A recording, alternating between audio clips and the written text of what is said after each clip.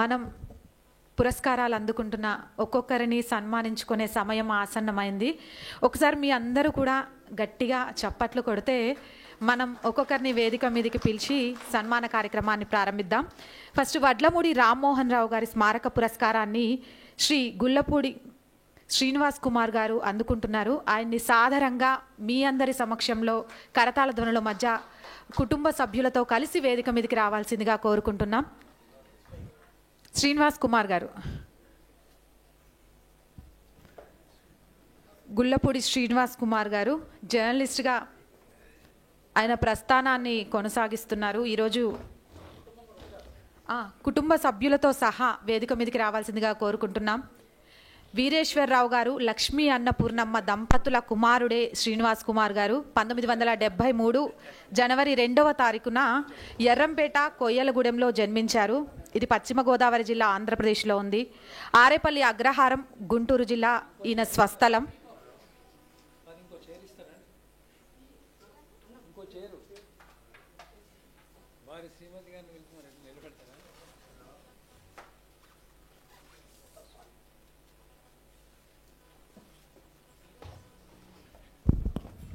ప్రతి భర్త విజయం వెనుక భార్య కంపల్సరీ ఉంటుంది, ముఖ్యంగా పాత్రికేయుల విషయంలో, జర్నలిజం విషయంలో. సో మనందరం ఆవిడ్ని కూడా అభినందించాలి గట్టిగా చప్పట్లతోటి.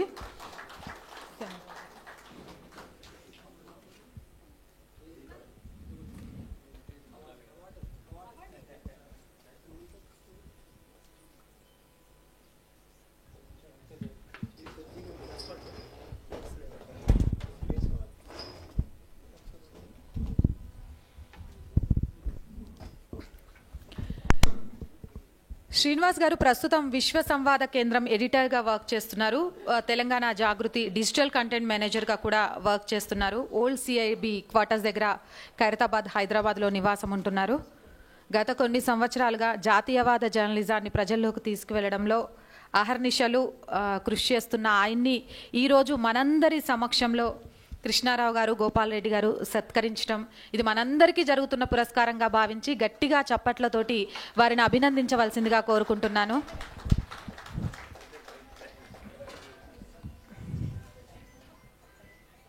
మనం చేసే ఏ కార్యక్రమంలోనైనా సక్సెస్ఫుల్గా ముందుకెళ్తున్నామంటే ఖచ్చితంగా ఆ కుటుంబం యొక్క సపోర్ట్ ఉంటుంది అనేది ప్రతి ఒక్కరూ అర్థం చేసుకోవాలనే ఉద్దేశంతోనే కుటుంబ సభ్యులతో కలిపి సన్మానం చేయడం జరుగుతోంది.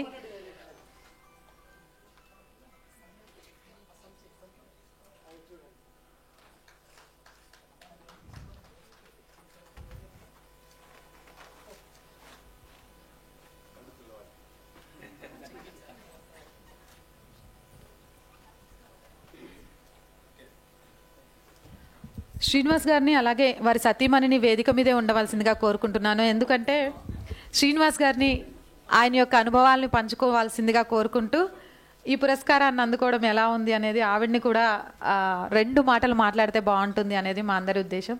శ్రీనివాస్ గారు.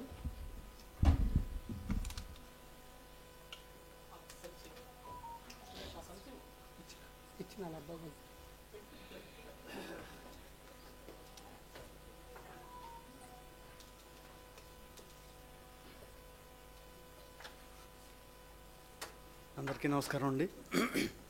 నారద జయంతి రోజున ఈ పురస్కారం అందుకోవడం అనేది ఎంతో అదృష్టంగా భావిస్తున్నాను. మరి ముఖ్యంగా 27.5 ఏళ్ల కిందట నా కెరియర్ ప్రారంభించినప్పుడు నాతో మొట్టమొదట వార్తలు రాయించినటువంటి మా గురువుగారు రావికంటి శ్రీనివాస్ గారు కూడా ఇక్కడే ఉన్నారు. ఇది నిజంగా చాలా అదృష్టంగా భావిస్తున్నాను. వారు నా గురుతుల్యులు. అట్లాగే జర్నలిస్టుల జీవితం గురించి ప్రత్యేకంగా మీకు ఇప్పుడు నేను చెప్పాల్సిన అవసరం లేదు. ఎన్నో ఎత్తుపల్లాలు, కష్ట సుఖాలు అన్నిటి సమ్మేళనంగా ఉంటుంది. ఈ క్రమంలో జీవిత భాగస్వామి ప్రోత్సాహం అనేది చాలా చాలా చాలా ముఖ్యమైనది. ఎందుకంటే మనం రకరకాల కార్యక్రమాల కోసం రేయింబవళ్ళు అటు ఇటు తిరుగుతున్నప్పుడు కుటుంబాన్ని సంభాళించుకుని మన పిల్ల పాపలందరినీ కూడా వృద్ధిలోకి తీసుకొచ్చే బాధ్యత పూర్తిగా జీవిత భాగస్వామి మీదే పడుతుందన్నమాట. అంచేత ఈ అవార్డులో కావచ్చు, ఇతర విజయాలు ఏవైనప్పటికీ కూడా వాటిలో ఆల్మోస్ట్ 90%కి అబౌవ్ వాళ్ళకే ఇవ్వాల్సిందే క్రెడిట్. అందులో ఎలాంటి సందేహం లేదు. సో ఇది అత్యంత సౌభాగ్యకరమైనటువంటి సందర్భం. నాకు ఈ అవార్డు ఇచ్చి గౌరవించినందుకు సమాచార భారతికి ధన్యవాదాలు తెలియజేస్తున్నాను. Thank you.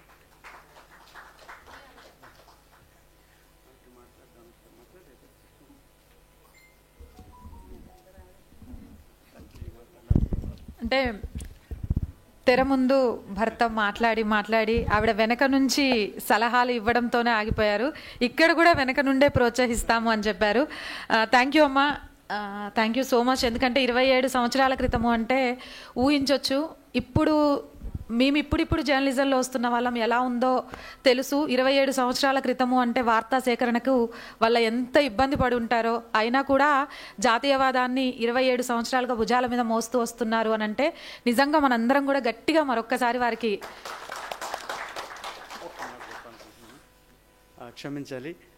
మరేం లేదు, నేను ఈనాడులో నా కెరియర్ ప్రారంభించినప్పుడు మొట్టమొదట నన్ను ఏంటంటే కల్చరల్ కవరేజెస్కి పంపించేవారు. ఎందుకంటే నాకు కర్ణాటక సంగీతంలో కొంచెం ప్రవేశం, ఫ్లూట్ వాయించడం కూడా నేర్చుకున్నాను. అంచేత ఏంటంటే మొదట చెన్నైలో అంటే ఉద్దండులైనటువంటి సంగీతవేత్తలు వాళ్ళందరూ పాల్గొనేటువంటి కార్యక్రమంలో ఆ రాగాలు, తాళాలు, సంగీత విశ్లేషణ అది చేసే వ్యక్తికి సంగీత పరిజ్ఞానం ఉంటే బాగుంటుంది అన్న ఉద్దేశంతో సంగీత జ్ఞానం కాస్తో కోస్తో ఉన్నందుకు నన్ను పంపిస్తూ ఉండేవారు. అయితే ఆ సంగీత జ్ఞానాన్ని నాకు అందించిన గురువుగారు శ్రీ పరాంకుశ దాస్ గారు అనమాట. వారి దగ్గరే నేను వేణువు నేర్చుకున్నాను. ఎంతో ప్రేమగా పుత్రుల్లా భావించి ఏమాత్రం ఆ ఫీజులు లాంటివి ఏమీ లేకుండా నాకు అంతా నేర్పించారు. ఈరోజు ఈ కార్యక్రమానికి మా గురువు గారి పుత్రిక, నా సోదర సమానరాలు, మా అక్కగారు అయినటువంటి హేమమాలిని గారు కూడా వచ్చారు. అక్కడ నాకు వీడియో కూడా తీస్తున్నారు. మా సోదరి వారు కూడా రావడం నాకు ఎంతో ఆనందం కలిగించింది. Thank you. అందుకే అంటారు, పెట్టిన వారైనా నేర్పించిన వాళ్ళైనా మర్చిపోతారేమో కానీ తిన్నవాళ్ళు, నేర్చుకున్న వాళ్ళు చచ్చే వరకు కూడా గుర్తుపెట్టుకుంటారు అని. ధన్యవాదాలు సార్. అలాగే నెక్స్ట్ పురస్కారం బండారు సదాశివరావు స్మారక పురస్కారాన్ని శ్రీ యభలూరి సీతారామ శర్మ గారిని వేదిక మీదకి రావాల్సిందిగా కోరుకుంటున్నామండి. కుటుంబ సమేతంగా కూడా వేదిక మీదకి రావాల్సిందిగా మనవి చేస్తున్నాం. ఒక్కసారి గట్టిగా చెప్పట్లండి, ఇది మనందరి పురస్కారం. మేడం మీరు కూడా వస్తే బాగుంటుంది, మీ అందరినీ కూడా. ఎందుకంటే ఇన్ని సంవత్సరాలు దిగ్విజయంగా మీడియా రంగంలో ముందుకెళ్తున్నారంటే మీ ప్రోత్సాహమే అది.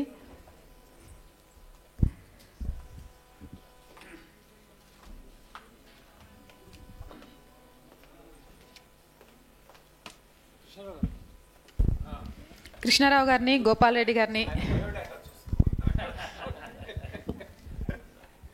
అలాగే సీతారామ శర్మ గారు సత్యనారాయణ లక్ష్మీబాయి దంపతులకు పుత్రుడు. 5/3/1958 గుంటూరు జిల్లా పొన్నూరులో జన్మించారండి. ప్రస్తుతం ఎర్రగడ్డలో నివాసం ఉంటున్నారు. ఆంధ్రప్రభ దినపత్రిక ఎడిటర్గా వర్క్ చేస్తున్నారు. BSc చదివారు.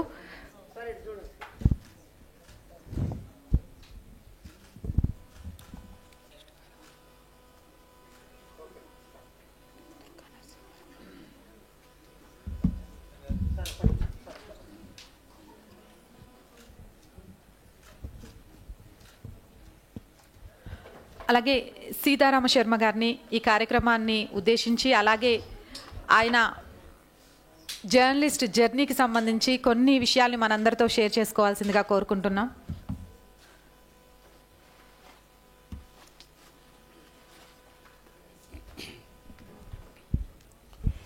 అందరికీ నమస్కారం. నా పేరు ఆల్రెడీ చెప్పారు. నా పేరు సీతారామ శర్మ అండి. హలో, వైఎస్ఆర్ శర్మ. వైఎస్ఆర్ఎస్ పేరు మీద నేను ఈ పొలిటికల్ అండ్ సోషల్ ఆర్టికల్స్ రాస్తూ ఉంటాను. నేను ఇప్పుడు ఆంధ్రప్రభ దినపత్రిక ఎడిటర్గా ఉన్నాను. నా ప్రస్థానం 40 ఏళ్ళు. 1983 ఈనాడుతో మొదలుపెట్టి 2007 వరకు ఈనాడులో ఉన్నాను. 2007 నుంచి 2012 వరకు సూర్య లాంచింగ్ టైం నుంచి 5 ఏళ్ల పాటు అక్కడ ఉన్నాను. తర్వాత 2012 ఏప్రిల్ నుంచి ఆంధ్రప్రభలో ఎడిటర్గా కొనసాగుతున్నాను ఈ రోజుకి. సో ఈ 40 ఏళ్ల ప్రస్థానంలో అప్పట్లో జర్నలిజం నాకు శైశవ దశలో ఉన్నట్టు అనిపించేది. శైశవ దశ అంటే చాలా నిష్కల్మషమైన దశ ఏమండి. సో అటువంటి దశలో చేరి ఓనమాలు నేర్చుకొని, అట్లాగే అక్షరాలు నేర్చుకొని, పదాలు నేర్చుకొని, గుణింతాలు నేర్చుకొని, జర్నలిజంలో వాక్యాలు నేర్చుకొని, తర్వాత వార్తలు రాసి అట్లా ఎదుగుతున్న క్రమంలో జర్నలిజం ఒక ఉత్ప్రేరకంగా, జీవితానికే ఒక ఉత్ప్రేరకంగా పనిచేసేది. అందుకనే పాత్రికేయ రంగంలోకి అప్పట్లో తామర తంపరగా వచ్చేవాళ్ళు. కానీ రాను రాను ఆ శైశవ దశ నుంచి మారి ఇప్పుడు జర్నలిజం ఒక రకంగా చెప్పుకోవాలంటే వికృతంగా వెరితలలు వేస్తున్నదా అనే దశ మనకి అనుమానాస్పదంగా కనిపిస్తున్నది. ఇటువంటి దశలోనే మనం ఎన్నో మార్పులు చూస్తూ, ఎన్నో మలుపులు తిరుగుతూ ఈ రోజుకి ఈ దశకి చేరాము. అయితే ఈ మధ్యలో చాలా మార్పులు ఏమిటంటే అవి ఎలక్ట్రానిక్ మీడియా వచ్చింది. అప్పట్లో 70స్లో ఎలక్ట్రానిక్ మీడియా పెద్దగా ఉండేది కాదు. ఒక ప్రభుత్వ డీడీ ఉండేది, దూరదర్శన్ ఉండేది, బ్లాక్ అండ్ వైట్లో ఉండేది. ఆ టీవీల్లోనే మనం అదే చూస్తే అదే బంగారంలాగా అనిపించేది. అది వాళ్ళు ఆ సమాచారం కూడా అధికారిక సమాచారం, ధృవీకృత సమాచారం మాత్రమే ఇచ్చేవాళ్ళు.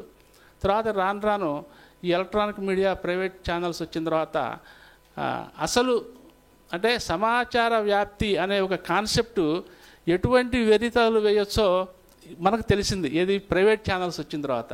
అంటే ఏది నిజమో ఏది అబద్ధమో తెలియని పరిస్థితి, ఒక్కోసారి ధృవీకరించుకోలేని పరిస్థితి కూడా. సో వాటి మధ్యనే మనం బతుకుతున్నాము. అటువంటి సమాచారాన్నే మనము గాలి పీల్చినట్టు పీలుస్తున్నాము.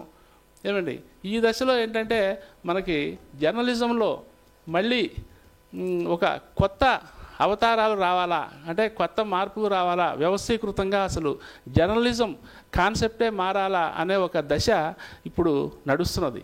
చాలామంది పెద్దలు కూడా ఇటువంటి అనుమానాలు వ్యక్తం చేస్తూ మళ్ళీ పాత దశ వస్తే బాగుండు అని అనుకుంటున్న పరిస్థితి అన్నమాట.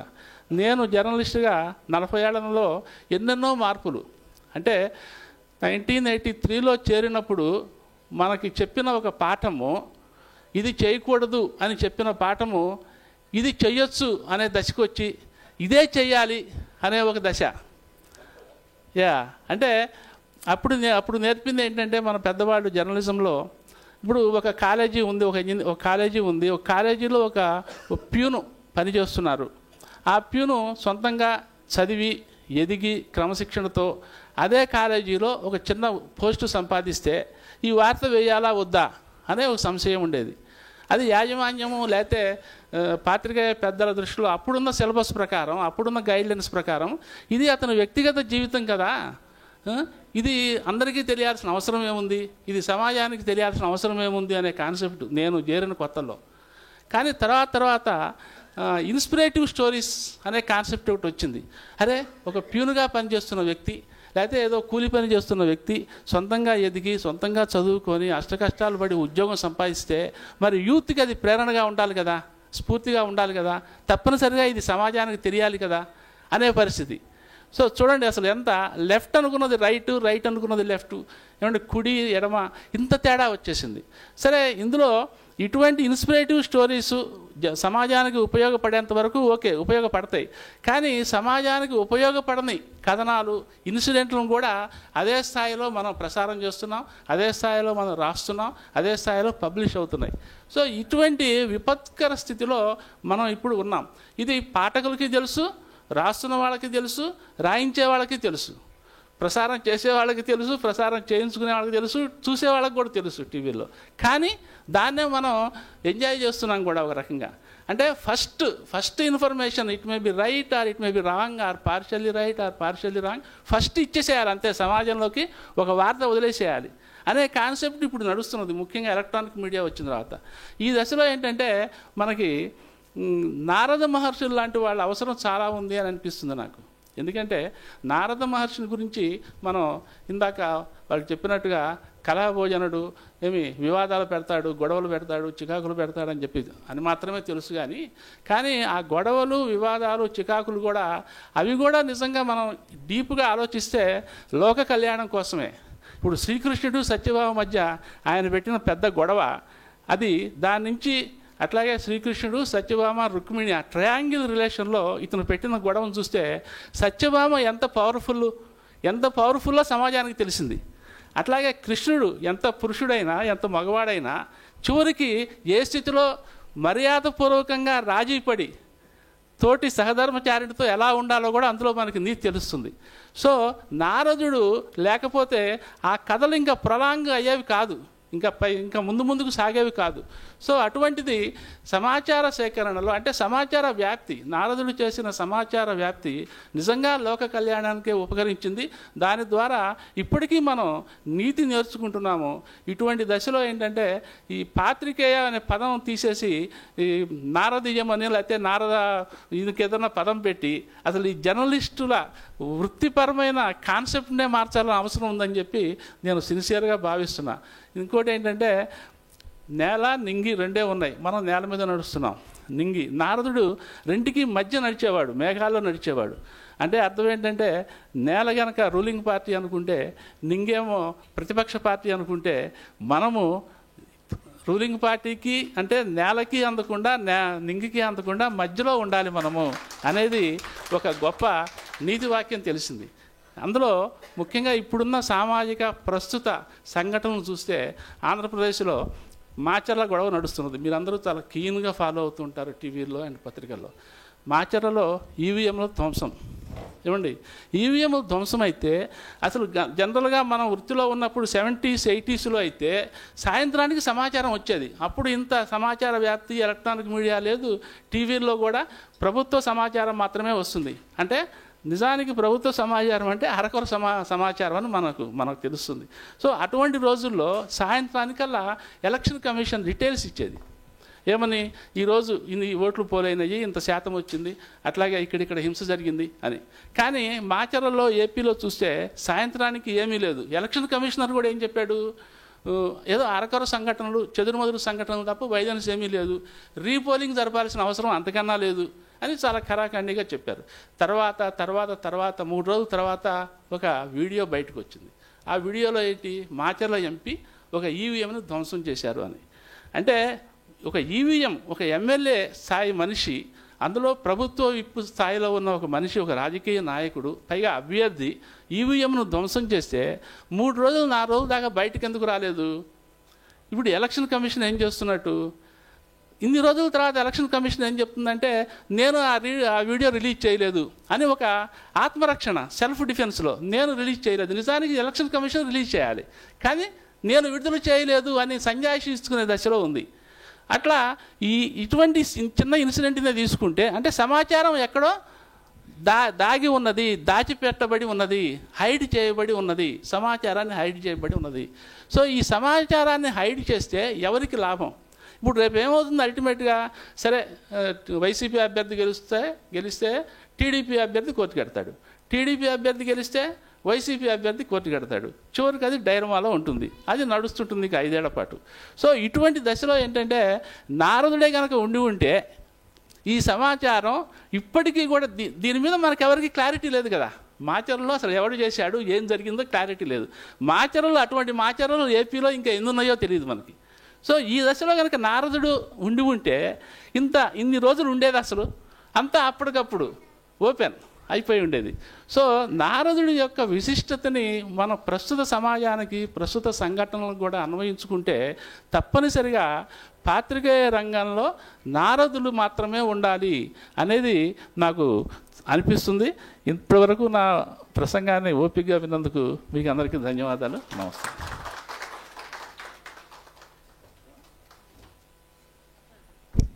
అమ్మ మీరు ఏమైనా మాట్లాడతారు? ధన్యవాదాలమ్మా, ధన్యవాదాలు సార్.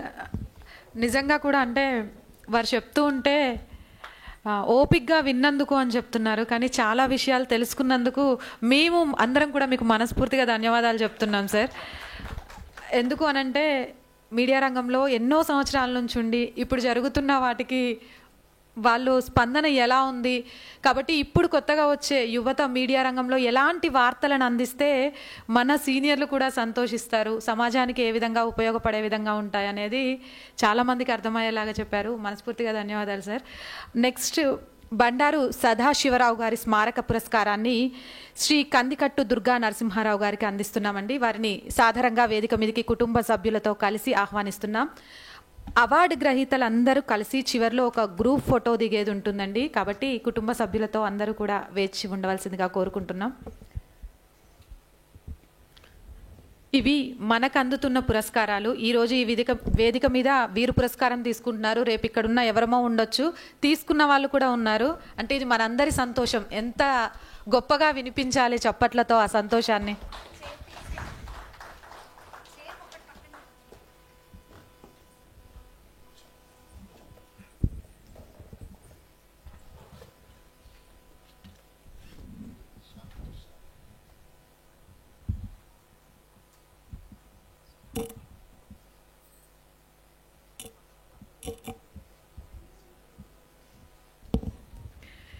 సీతారామయ్య గారు బాలామణి దంపతులకు పుత్రుడిగా దుర్గా నరసింహారావు గారు జన్మించారండి. 1960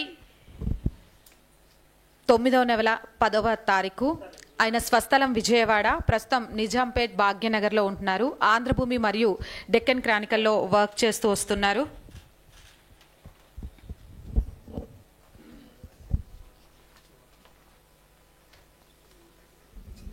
అలాగే ఈ కార్యక్రమాన్ని ఉద్దేశించి ఆయన అనుభవాలను పంచుకోవాల్సిందిగా దుర్గా నరసింహారావు గారిని కోరుకుంటున్నాం.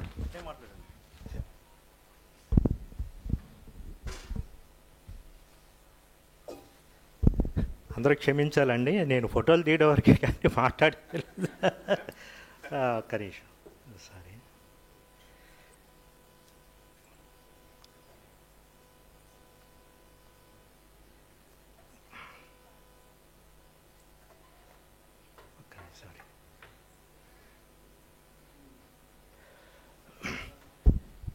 ఇక్కడ ఇచ్చేసిన అందరికీ నమస్కారాలండి.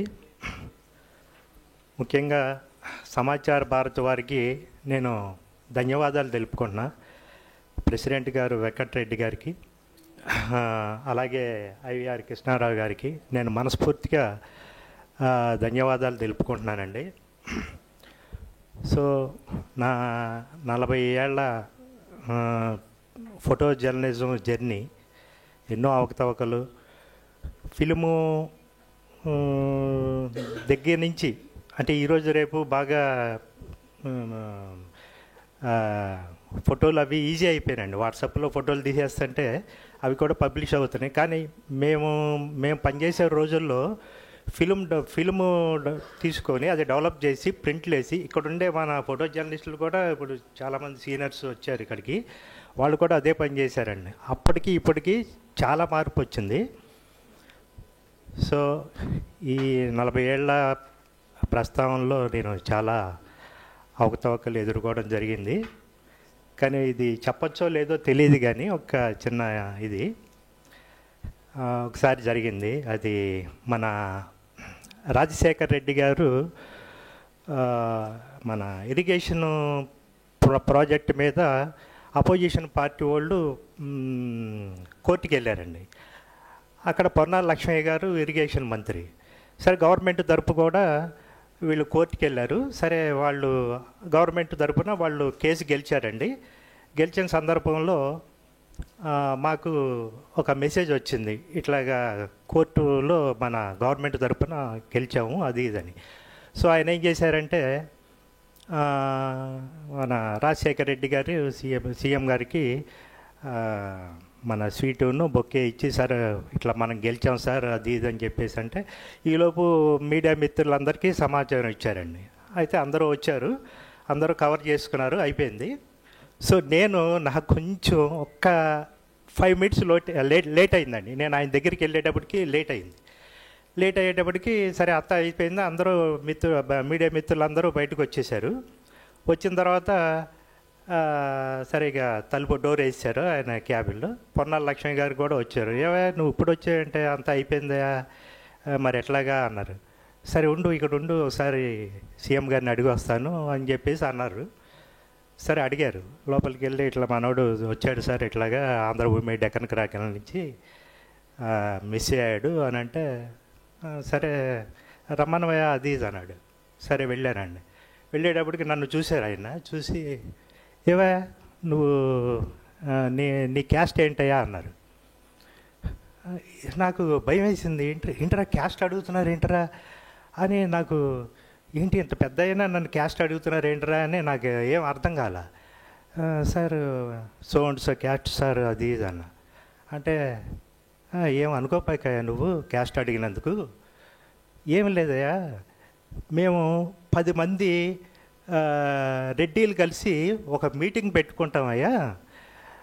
మీటింగ్ పెట్టుకుని మాట్లాడుతూ ఉంటాం. 11వ వస్తాడు. 11వ వచ్చిన తర్వాత మళ్ళీ ఆయన గురించి మళ్ళీ మొదలు పెట్టాలి. రెడ్డొచ్చి మొదలు అది రెడ్డొచ్చి మొదలు పడు. నువ్వు వచ్చావని చెప్పి మళ్ళీ నీకు నేను ఆ ఫోటో ఆపర్చునిటీస్ ఇవ్వాల్సి వస్తుంది అని చెప్పేసి అంటే నాకు ఒక్కసారి ఎలా అనిపించిందంటే అంత జోయల్గా ఉండేవారండి ఆయన. ఇట్లాంటి అనుభవాలు కొన్ని ఎన్టీ రామారావు గారి దగ్గర, చంద్రబాబు అంటే మరి పొలిటికల్గా మాట్లాడచ్చో లేదో తెలియదు కానీ అందరూ సీఎంలు చాలా ఇదిగా ఉండేవారు, చాలా లైక్ చేసేవారు. సో నాకు ఈ అవార్డు ఇచ్చినందుకు సమాచార భారత్ వారికి ధన్యవాదాలు తెలుపుకుంటూ సెలవు తీసుకుంటున్నాను.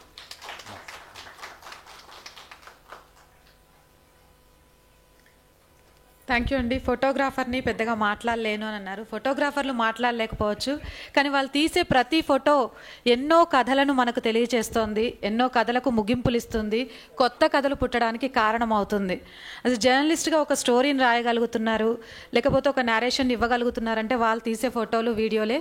ఆయన్ని మనందరం ఇక్కడ పురస్కరించుకోవడం చాలా సంతోషంగా ఉంది. ఒకసారి మీ అందరి కరతాళ ధ్వనులు. నెక్స్ట్ సమాచార భారతి కాలమిస్టు పురస్కారం డాక్టర్ చిరవోలు పార్థసారథి గారికి అందిస్తున్నాం. వేదిక మీదకి రావాల్సిందిగా మీ అందరి కరతాళ ధ్వనుల మధ్య కోరుకుంటున్నామండి. కుటుంబ సభ్యులతో కలిసి వేదిక మీదకి రావాల్సిందిగా కోరుకుంటున్నాం.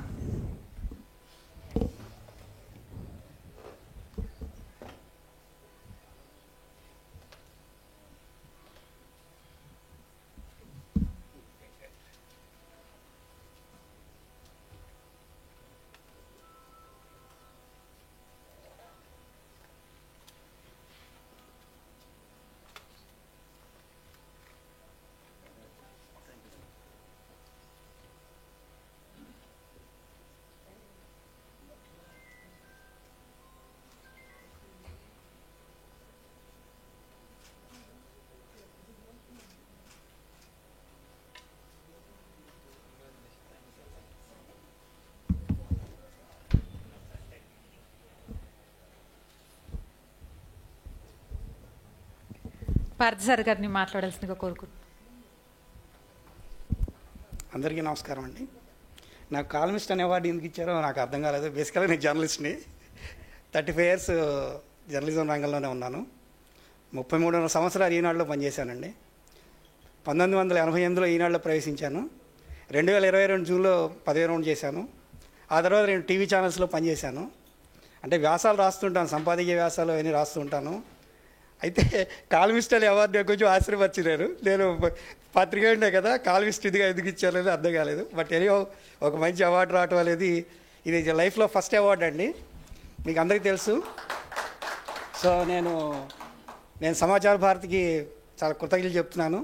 గోపాల్ రెడ్డి గారు, రాజగోపాల్ గారు, తర్వాత వల్లీశ్వర్ గారు, ఆయుష్ గారు, వీళ్ళందరికీ వ్యక్తిగతంగా ధన్యవాదాలు చెప్తున్నాను. జర్నలిజం రంగంలో ఉండటం వలన బాహ్య ప్రపంచంతో సంబంధం లేదు, సంబంధం ఉంటుందని మనం అనుకుంటాం. కానీ నిద్ర లేచి ఉదయం ఉద్యోగానికి వెళ్ళి మళ్ళీ సాయంత్రం వచ్చి మళ్ళీ రెండో రోజు ఉద్యోగానికి వెళ్ళటమే లాగా జీవితం సాగిపోయింది. 33 సంవత్సరాలు 35 సంవత్సరాలు పనిచేసిన తర్వాత బయటకు వచ్చిన తర్వాత చూస్తే ప్రపంచం మొత్తం మారిపోయినట్టుంది. ఇప్పుడు మన శర్మ గారు చెప్పారు. శర్మ గారు మా సీనియర్, ఆయన నేషనల్ డెస్క్ ఇన్ఛార్జ్గా, షిఫ్ట్ ఇన్ఛార్జ్గా పనిచేసి ఈనాడులోంచి వెళ్ళారు. తర్వాత ఆ బాధ్యతలు నేను తర్వాత కొంతకాలం పాటు నేను కూడా చూశాను. సో ఈ వృత్తిపరమైన మార్పులు చాలా వచ్చాయండి, మీకు అందరికీ తెలిసిందే. 1988కి సంబంధించి 2024కి సంబంధించి చూస్తే ఇప్పుడు పత్రికా రంగంలో చాలా మార్పులు వచ్చాయి. మొదట్లో రేడియో ఉండేది. రేడియో ఉన్నప్పుడున్న సమాచార వ్యాప్తి వేరు, ఈరోజు సోషల్ మీడియా వచ్చినప్పుడు వ్యాప్తి వేరు. సో దీనిలో ఉన్న చాలా పరిణామాలు మారాయి. జర్నలిస్టులు కూడా తమను తాము మార్చుకోవాల్సిన పరిస్థితి, తమను తాము కొత్తగా ఆవిష్కరించుకోవాల్సిన పరిస్థితి ఇవంతా ఉంది. సో ఇంకా చెప్పాల్సింది చాలా ఉన్నా కూడా అందరికీ ధన్యవాదాలు చెప్పాలనుకున్నాం. ముగిస్తున్నాను.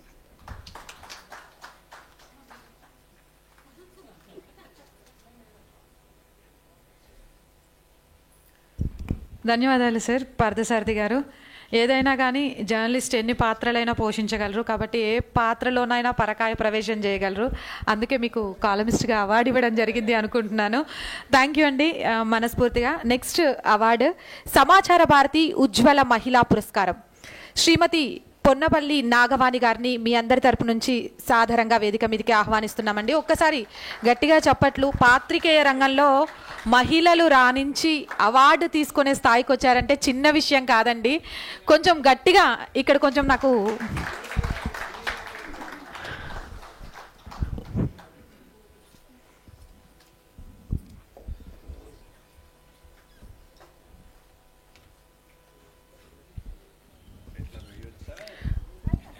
ఆంజనేయులు గారు సూర్యకామేశ్వరి గారి దంపతుల సంతానం నాగవాణి గారు 1973 సెప్టెంబర్ 16వ తారీఖున జన్మించారు. ఆరేపల్లి అగ్రహారం గుంటూరు జిల్లాలో. నాగవాణి గారి వాళ్ళ హస్బెండ్ ఎక్కడున్నా కూడా ఒక్కసారి వేదిక మీదకండి. ఎందుకంటే ఓకే ఎక్కడున్నా కూడా మా అందరి తరపు నుంచి ధన్యవాదాలండి. ఎందుకంటే ఒక మహిళ ముఖ్యంగా జర్నలిజంలో ముందుకెళ్ళాలి అని అంటే ఖచ్చితంగా భర్త సపోర్ట్ ఉండాలి. వాళ్ళ పాప వచ్చారు అని విన్నాము. తనైనా వేదిక మీదకి రావాల్సిందిగా కోరుకుంటున్నాం.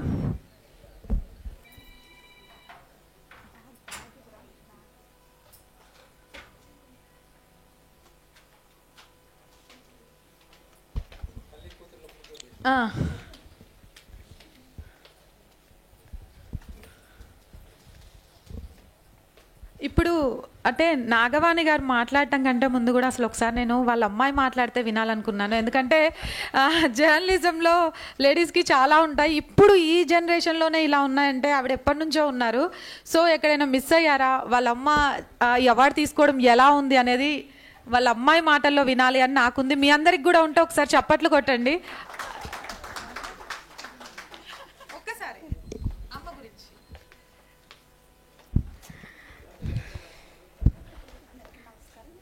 అందరికీ నమస్కారం. నాకు చాలా హ్యాపీగా ఉంది మా మమ్మీకి అవార్డు రావడం. మా మమ్మీ అయితే బయట ఎక్కువగా ఉంటుంది. సో మా ఇంట్లో అందరికీ కూడా మా మమ్మీ చాలా ప్రౌడ్. ఎందుకంటే మా ఇంట్లో ఒక ఫస్ట్ జర్నలిస్ట్ మా మమ్మీ. సో ఫ్యామిలీలో జెంట్స్ కూడా ఎవరు లేరు. సో మా మమ్మీ ఫస్ట్ కాబట్టి అందరికీ చాలా ప్రౌడ్ ఫీలింగ్ ఇది. Thank you. Thank you. మీ కుటుంబానికే కాదు మొత్తం మహిళా మనులందరికీ కూడా ఇది గర్వకారణమే. ఎందుకంటే ఒక మహిళగా ఇక్కడి వరకు రావడం. మీరు మాట్లాడవలసిందిగా కోరుకుంటున్నాను నాగవాణి గారు. అందరికీ నమస్కారం అండి. ఈరోజు సమాచార భారతి ద్వారా నేను ఈ సత్కారం అందుకోవడం చాలా ఆనందంగా ఉంది. నాకైతే ఇది సత్కారం కన్నా ఒక ఆడపిల్లకి పుట్టింటి సారీ ఇస్తున్నట్టుగా అనిపిస్తోంది నాకైతే. ఎందుకంటే యాక్చువల్గా బేసికల్లీ మా ఫ్యామిలీ బ్యాక్గ్రౌండ్ అంతా కూడా ఆర్ఎస్ఎస్ ఇది. నేను మా నాన్నగారు తెలుగు పండిట్. నేను పల్లెటూరు నుంచి వచ్చాను. మాది మా పావులూరు ఇంకొల్లు దగ్గుపాటి చెంచురామయ్య గారి కాలేజీలో నేను డిగ్రీ చేశాను. కాకపోతే ఏంటంటే కారం చేయడం అందరికీ తెలిసే ఉంటుంది ఘటన. మా చిన్నతనంలో ఏంటంటే మా నాన్నగారు తెలుగు పండిట్, కానీ ఏంటంటే ఆడపిల్లలు చదువుకోవడం అది కూడా ఆయనకు అంత ఇంట్రెస్ట్ ఉండేది కాదు. ఫస్ట్ నుంచి కూడా మమ్మల్ని ఇప్పుడు నేను కాలేజీలో కానీ స్కూల్లో కానీ ఏదో ఒకటి ప్రైజులు అయితే నాకు వస్తూ ఉండేవి. వస్తే ఒక్కరోజు కూడా నన్ను వెళ్ళి స్టేజ్ మీద ప్రైజ్ అందుకునే అవకాశం కూడా మా నాన్నగారు నాకు ఇవ్వాల. ఎందుకంటే యాన్యువల్ డే ఉందంటే వద్దు, రాత్రిపూట ప్రోగ్రామ్స్ అవుతాయి, నువ్వు వెళ్ళొద్దు ఆడపిల్లవి అనేవాళ్ళు. ఇంకా తర్వాత మొన్నాడు వెళ్ళి నేను ఏదో ప్రిన్సిపల్ గారి చేతుల మీదుగా రూమ్లో తీసుకునేదాన్ని, కానీ ఎప్పుడు స్టేజ్ మీద నాకు ప్రైజ్ తీసుకునే అవకాశం కూడా రాలేదు. కాకపోతే ప్రతి సంవత్సరం నాకు ప్రైజ్ వచ్చేది. అది అలానే ఇప్పుడు పల్లెటూరు నుంచి సిటీకి రావడం, నాకు ఫస్ట్ నుంచి కూడా ఈ పుస్తకాలు చదవడం చాలా చిన్నప్పటి నుంచి బాగా అలవాటు. మామూలుగా కాలేజీలో కూడా ఎగ్జామ్స్ టైంలో గ్యాప్ వచ్చినా కూడా నేను ఏదో ఒకటి జనరల్ పుస్తకాలు చదువుతూ ఉండేదాన్ని. అందువల్ల నాకు కొంచెం రచనలు చేయాలని కూడా ఇంట్రెస్ట్ ఉండేది. కాకపోతే సరైన ప్రోత్సాహం అది లేకపోయింది. ఇప్పుడు నేను అనుకోకుండా 2010 ఆ ప్రాంతాల్లో ఏపీ జర్నలిజం కాలేజ్ది ఒక యాడ్ చూసి మన సతీష్ చంద్ర గారి ద్వారా ఏపీ జర్నలిజం కాలేజీలో పీజీ డిప్లొమా జర్నలిజం చేశాను. నేను ఏది చేసినా సరే మా ఇంట్లో వాళ్ళు ఎవరికి ఫస్ట్ చెప్పేదాన్ని కాదు. ఎందుకంటే ఆడపిల్ల నీకెందుకు అనేవాళ్ళు. నేను అలానే డ్రైవింగ్ నేర్చుకున్నా కూడా మా ఇంట్లో వాళ్ళకి చెప్పకుండానే డ్రైవింగ్ నేర్చుకున్నా. నేను జర్నలిజం కూడా మా ఇంట్లో వాళ్ళకి చెప్పకుండానే ఫీజు కట్టేసిన తర్వాత క్లాసులకు వెళ్తూ చెప్పేదాన్ని అనమాట. అప్పుడు మా పాప చాలా చిన్నది, 3 years.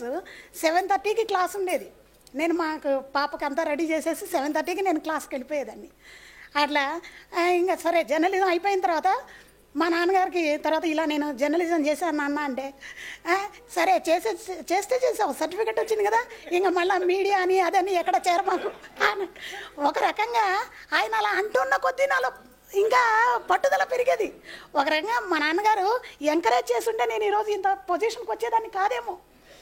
కోర్స్ ఎందుకంటే ఆయన ప్రధానంగా నన్ను ఎందుకు ఆడపిల్లవి నువ్వు ఎందుకు అంటున్న కొద్దీ నాలో ఇంకా ఇంకా ఇంకా పట్టుదల పెరిగి నేను ఈరోజు ఈ పొజిషన్కి వచ్చాను. నేను 2011లో ప్రజాశక్తి పేపర్లో చేరాను. అక్కడ కూడా ఏంటంటే నావన్నీ ఈ ఆర్ఎస్ఎస్ భావజాలం ఇది. నేను చేరిందేమో కమ్యూనిస్ట్ పత్రికలో. అందరికీ ఆశ్చర్యం. ఈవెన్ లక్ష్మణ్ గారి దగ్గర నుంచి కూడా ఏంటమ్మా నువ్వేంటి ఆ పత్రిక ఏంటి అంటూ ఉంటారు.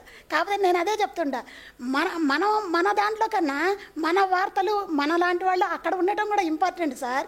ఎందుకంటే లేదంటే అసలు ఇప్పుడు మన చరిత్ర చూస్తుంటే చరిత్ర ఎంత వక్రీకరించిందో తెలుసు.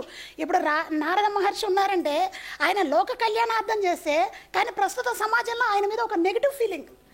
ఇలాంటివన్నీ కావాలంటే మన కమ్యూనిస్ట్ దగ్గర కూడా వాళ్ళ భావాలేంటి, వాళ్ళ దాంట్లో కూడా మన గురించి మంచిగా చేయగలగడం ఇంపార్టెంట్.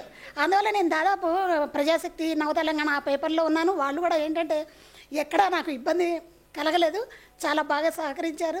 అక్కడి నుంచి నేను 1 year ఆంధ్ర భూమిలో చేశాను. తర్వాత ఇప్పుడు ప్రస్తుతం వార్తా పేపర్లో చేస్తున్నానండి. ముషీరాబాద్ ధన్నా చౌక్ రిపోర్టరు.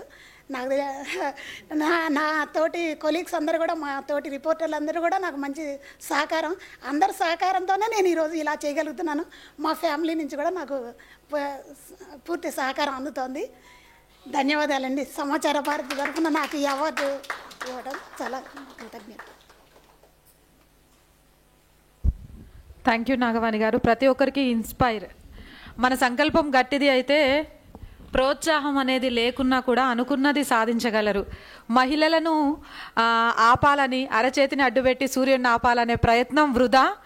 ఎవ్వరూ చేయకుండా వాళ్ళు సంకల్పించుకున్నారు అంటే ఏదైనా చేసి తీరుతారు అని నాగవాణి గారు నిరూపించారు.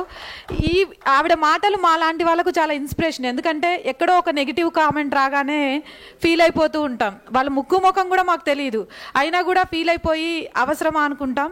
అలాంటిది కుటుంబంలోనే అడ్డుకట్ట వేయాలనుకున్నా కూడా కాదు, నన్ను నేను ప్రూవ్ చేసుకుంటా అని వచ్చారు అని అంటే కుటుంబం అండగా ఉంటున్న మేము ఇంకా సాధించవచ్చు అని మీ ద్వారా నిజంగా స్ఫూర్తి నిండింది ma'am. Thank you so much. అలాగే నెక్స్ట్ అవార్డుకి సంబంధించి సమాచార భారతి యువ పురస్కారం శ్రీ గంగం మహేష్ రెడ్డి గారిని వేదికపైకి ఆహ్వానిస్తున్నాం. కుటుంబ సభ్యులతో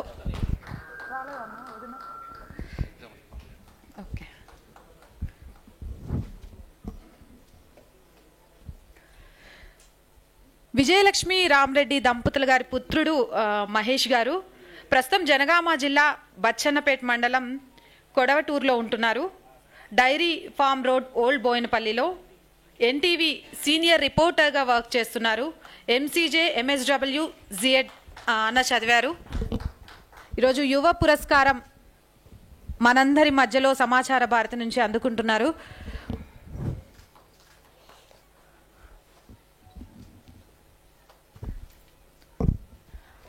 అలాగే మహేష్ గారిని తన అనుభవాల్ని పంచుకోవాల్సిందిగా కోరుకుంటున్నాం.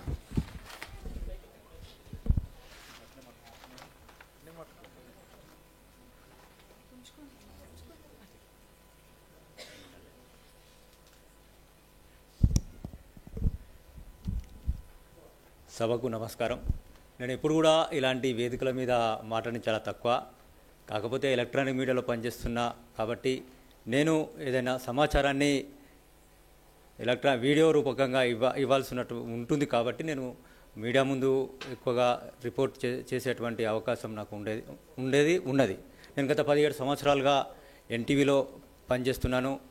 నేను నా విద్యార్థి దశలో విద్యార్థి పరిషత్ ఏబీవీపీ కార్యకర్తగా పనిచేశాను. ఏబీవీపీలో వివిధ హోదాల్లో కూడా బాధ్యతలు నిర్వర్తించాను. పూర్తి సమయ కార్యకర్తగా కూడా విద్యార్థి పరిస్థితుల్లో నేను పనిచేయడం జరిగింది. అదేవిధంగా సంఘంలో కూడా నేను బాధ్యత నిర్వర్తించాను. ఆ తర్వాత మీడియా రంగంలోకి రావడం జరిగింది. నేను ఉస్మాన్ యూనివర్సిటీ నుండి నేను జర్నలిజం పూర్తి చేశాను. సో ఇప్పటికే మన పెద్దలు వారి యొక్క అనుభవాలు పంచుకున్నారు. నేను కూడా ఏదైతే సంఘం నేర్పినటువంటి విలువలు కావచ్చు, సంఘం నేర్పినటువంటి కమ్యూనికేషన్ స్కిల్స్ కావచ్చు, వాటిని పుణికి పుచ్చుకొని నేను ఈరోజు జర్నలిజంలో ఈ స్థాయికి వచ్చానని చెప్పేసి నేను భావిస్తున్నాను.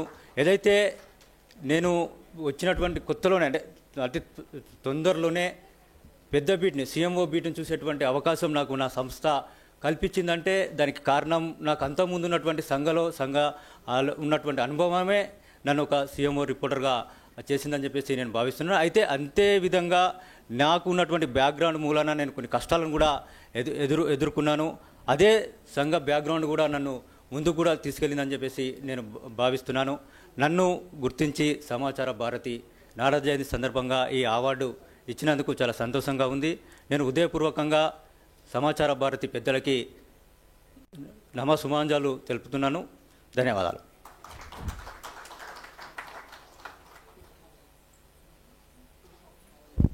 ధన్యవాదాలు మహేష్ రెడ్డి గారు. మొత్తం 6 అవార్డు గ్రహీతలకు కూడా పురస్కారాలు అందించడం జరిగింది. మనం చెప్తూనే ఉన్నాము, సమాచార భారతి యొక్క ప్రథమ ఉద్దేశం